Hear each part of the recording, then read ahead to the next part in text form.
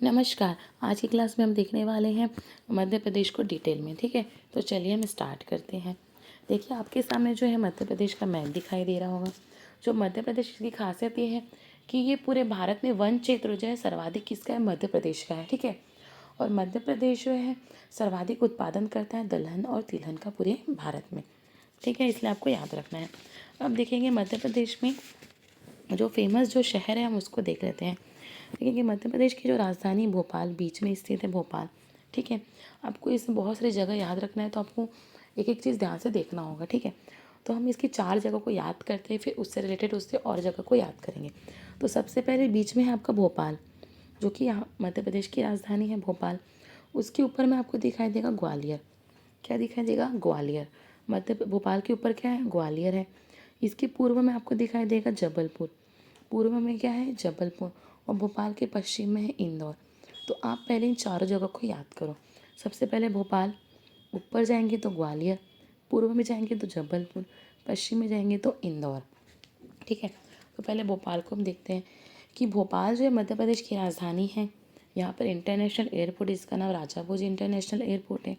यहाँ पर भेल है, भारत हैवी इलेक्ट्रिकल लिमिटेड। क्या है? भेल है, जहाँ पे हैवी मशीन्स का निर्माण होता है। ठीक है, यहाँ पर भोजताल है, भारत भवन है, इंदिरा गांधी जो है मानव संग्रहालय है। ठीक है, यहाँ पर जो है भोपाल गैस त्रासदी हुई थी। कब हुई थी? 3 से 4 दिसंबर 1984 को, जिससे मिथाइल आइसोसाइनाइड गैस जो है लीक हुई थी। ठीक है, जिसके कारण बहुत सारे लोग मारे भी गए थे। इसलिए आपको भोपाल में ये सारी चीज़ों को याद करना है। फिर हम ऊपर जाते हैं। ऊपर क्या है? ग्वालियर है। तो ग्वालियर में जो है Rani Lakshmibai institute, Rani Lakshmibai institute of physical education है। क्या है? Rani Lakshmibai institute of physical education है। तो आपको इसलिए ग्वालियर को याद रखना है। फिर हम भोपाल के पूर्व की ओर जाएंगे तो आपको दिखाई देगा यहाँ पे जबलपुर। क्या दिखाई देगा? जबलपुर। जबलपुर में आपको याद रखना है कि जो जबलपुर है वो जो है मध्य प्रदेश का हाई कोर्ट है जबलपुर में। क्या है? मध्य प्रदेश का हाई कोर्ट है जबलपुर में। जबलपुर जो है वो नर्मदा नदी के किनारे पर स्थित है। ठीक है, और नर्मदा नदी में ही यहाँ पर धुआंधार जलप्रपात है, भेड़ाघाट जलप्रपात है। तो जबलपुर जो एक तरह से पर्यटन स्थल है। यहाँ पे बहुत सारे धुआंधार जलप्रपात है, भेड़ाघाट जलप्रपात है। ठीक है, और यहाँ पर जो है व्हीकल फैक्ट्री है आर्मी की। जो आर्मी की जो गाड़ियाँ होती बड़ी बड़ी, उसमें जो चक्के वगैरह होते बहुत बड़े होते, वो उसकी जो फैक्ट्री है वो कहाँ पर है? जबलपुर में व्हीकल फैक्ट्री है आर्मी की। ठीक है, अब जबलपुर के आप नीचे देखोगे तो आपको दिखाई देगा बालाघाट। बालाघाट में मलाजखंड कॉपर प्रोजेक्ट है। ठीक है, क्या? Malajkhand copper project. यहाँ पे कॉपर का उत्पादन होता है, तांबे का उत्पादन होता है। ठीक है, जबलपुर के नीचे हो गया बालाघाट। अब इसकी इस साइड देखेंगे तो आपको दिखाई देगा सिंगरौली। सिंगरौली में जो है कोयला की लिए प्रसिद्ध है। यहाँ पे कोयला की खाने, कोयले का उत्पादन होता है सिंगरौली में।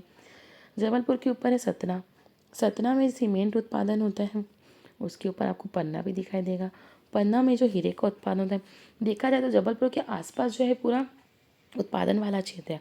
बालाघाट कॉपर का उत्पादन होता है, सिंगरौली कोयला का उत्पादन, सतना में सीमेंट का उत्पादन, पन्ना में हीरे का उत्पादन। ठीक है, उसके बाद ऊपर आपको छतरपुर दिखाई देगा। छतरपुर में खजुराहो जगह है, जहाँ की खजुराहो में जो है कंदरिया महादेव का मंदिर है। कंदारिया महादेव का मंदिर है, जो कि चंदेल शासक ने बनाया था। ये नागर शैली में निर्मित है ये मंदिर। कौन सी शैली में निर्मित है? नागर शैली में निर्मित है। ठीक है, तो आपको ये सारी चीज़ें याद रखनी है। फिर आपको याद रखना है कि जो भोपाल के बगल में आपको रायसेन दिखाई दे रहा होगा। ठीक है, यहाँ पर क्या दिखाई दे रहा होगा आपको? भोपाल के बगल में रायसेन। हमने अभी देखा कि जबलपुर के आसपास का एरिया। ठीक है, पहले हमने ग्वालियर को देखा, फिर जबलपुर के आसपास का एरिया देखा हमने। ठीक है, अब हम देखेंगे भोपाल के आसपास का एरिया। तो भोपाल के पास में आपको दिखाई देगा रायसेन।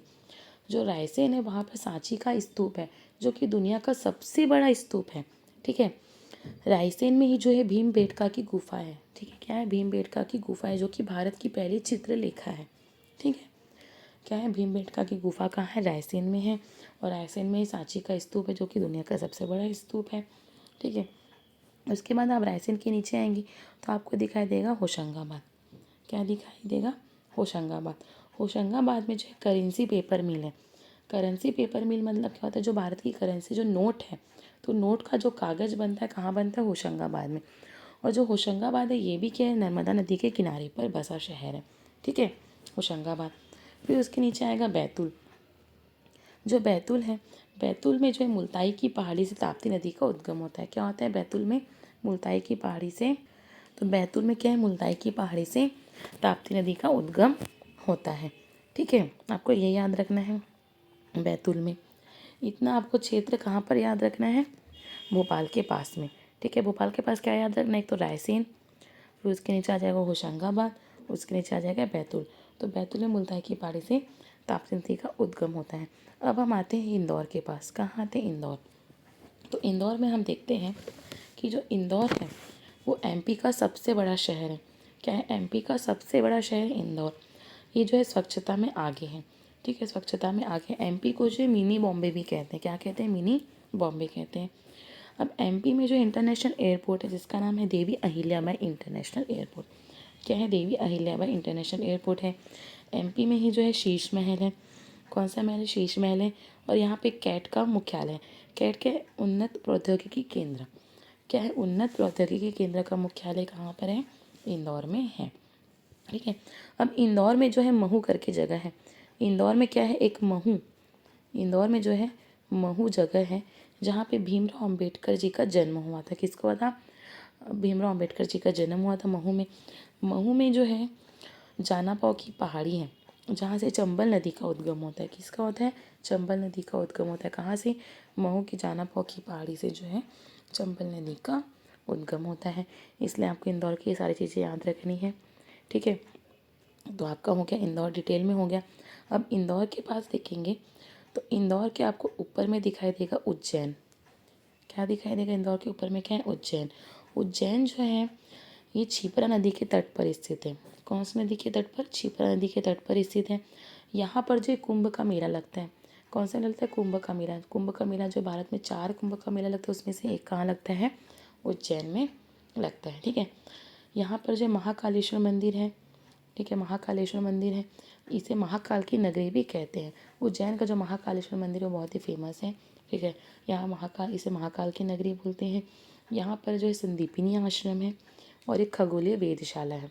क्या है? खगोलीय वेधशाला है। राजा जयसिंह ने जो बनाई थी खगोलीय वेधशाला, उसमें एक उज्जैन में है।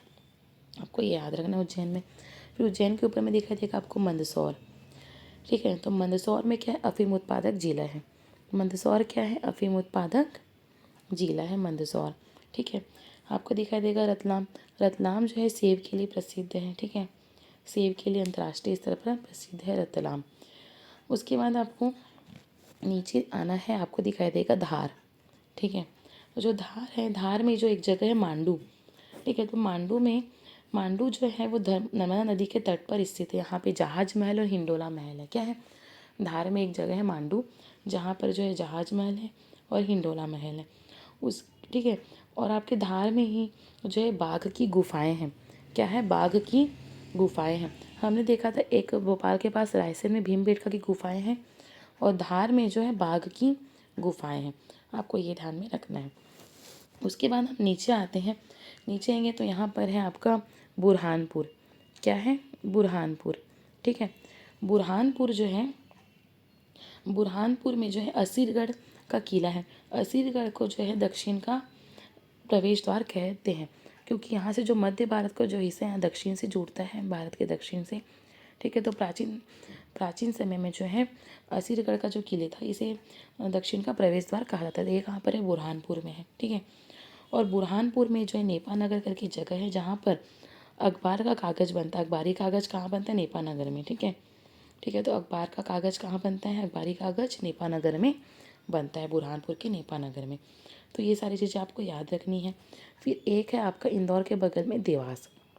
ठीक है, देवास में क्या है? बैंक नोट प्रेस है। क्या है? बैंक नोट प्रेस है। यहाँ पर क्या है? नोट छपता है। ठीक है, हमने होशंगाबाद में देखा था यहाँ पे करेंसी पेपर मिलता। यहाँ जो है नोट का कागज़ बनता है और नोट कहाँ पर छपता है? तो वो देवास से छपता है। यहाँ पर क्या है? बैंक नोट प्रेस है।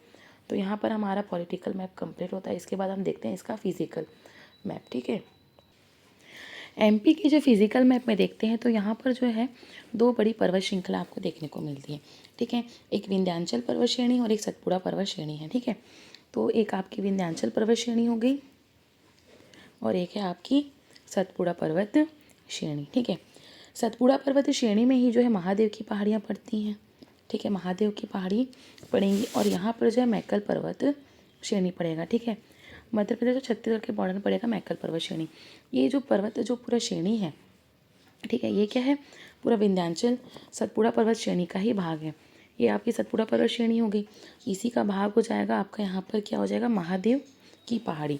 ठीक है, और मैकल पर्वत श्रेणी भी जो है इसी श्रृंखला का सतपुड़ा पर्वत श्रेणी का ही भाग हो जाएगा। मैकल पर्वत जो श्रेणी है इसकी ऊंची चोटी जो है अमरकंटक है।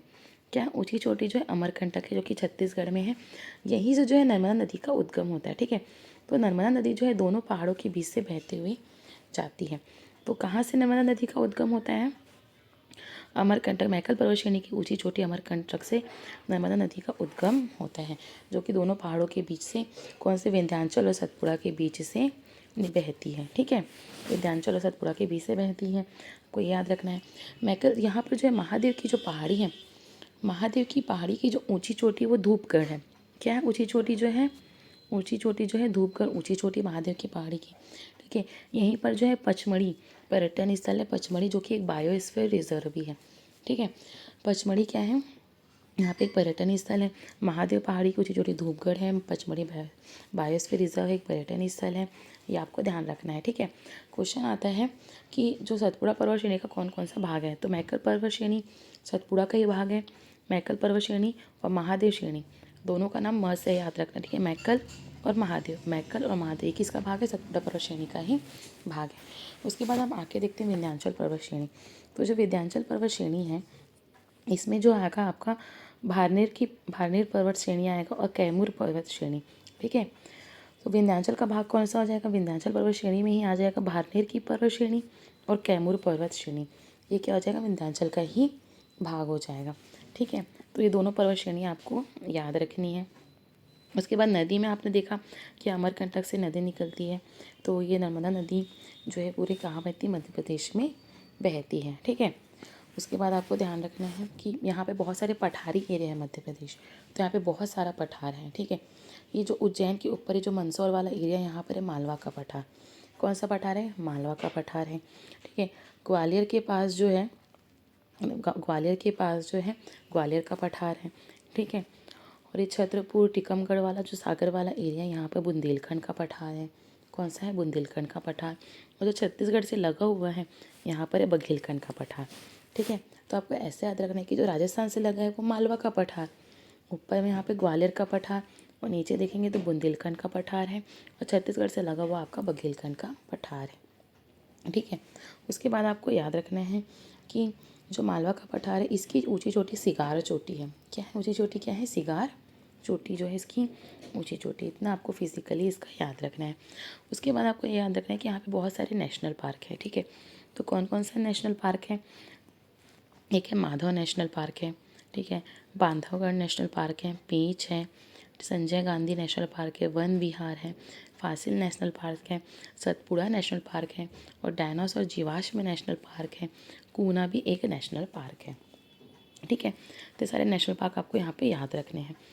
उसके बाद है आपको यहाँ पे बायोस्फीयर रिजर्व याद रखना है। एक तो हमने देखा कि यहाँ पे महादेव की जो श्रेणी थी उसमें बायोस्फीयर रिजर्व था पचमढ़ी बायोस्फीयर रिजर्व था। इसके साथ ही पन्ना जो जिला है वहाँ पर एक पन्ना बायोस्फीयर रिजर्व नेशनल पार्क भी है, पन्ना और बायोस्फीयर रिजर्व। तो एमपी में 2 बायोस्फीयर रिजर्व आपको याद रखने हैं, तो पचमढ़ी याद रखना है और एक पन्ना, 2 बायोस्फीयर रिजर्व है यहाँ पर। ठीक है, एमपी में नेशनल पार्क तो आपने देख लिया। उसके बाद यहाँ पे बहुत सी नदियों में परियोजना चल, यहाँ की नदी क्या, नर्मदा नदी है। ठीक है, तो जो नर्मदा नदी है उसमें नर्मदा सागर इंदिरा सागर परियोजना है। कौन सी, नर्मदा सागर इंदिरा सागर परियोजना है नर्मदा नदी में। ठीक है, और यहाँ पे जो अमरकंटक की पहाड़ी से 2 नदियाँ निकलती है, एक नर्मदा नदी निकलती है जिसमें नर्मदा सागर इंदिरा सागर परियोजना है और एक जो है यहाँ से सोन नदी निकलती है जो कि ऊपर जाती है यूपी साइड, वहाँ पे बाण सागर परियोजना है। कौन सी सागर है, बाण सागर परियोजना। ठीक है, और एक नदी यहाँ पे थी कि बैतूल में जो मुल्ताई की पहाड़ी से ताप्ती नदी का उद्गम होता है। ठीक है, ताप्ती नदी का उद्गम होता है वो हमने देखा था। फिर एक है इंदौर की जो महू से है, इंदौर के महू से के जानापौ की पहाड़ी से जो है चंबल नदी का उद्गम होता है। कौन सी नदी का? चंबल नदी का उद्गम होता है। तो चंबल नदी में गांधी सागर परियोजना है। कौन सी है? गांधी सागर परियोजना। तो 4 नदी आपको ध्यान में रखनी है। नर्मदा नदी में नर्मदा सागर इंदिरा सागर परियोजना है, ठीक है। सोन नदी में जो है बाण सागर परियोजना है। फिर इंदौर से जो चंबल नदी का उद्गम होता है, ठीक है, जाना भाव की पहाड़ी से, उसमें क्या है? गांधी सागर परियोजना आपको याद रखनी है। तो ये हो गई एमपी की पूरी जानकारी। आई होप आपको वीडियोस अच्छा लगा होगा। और आपको मेरा वीडियो पसंद आया हो तो प्लीज़ मेरे वीडियो को लाइक कीजिएगा और मेरे चैनल को सब्सक्राइब कीजिएगा, ताकि आपको इंडियन ज्योग्राफी जो है पूरे मैप के जरिए आपको याद हो जाए। मेरा वीडियो देखने के लिए आप सभी का बहुत बहुत धन्यवाद।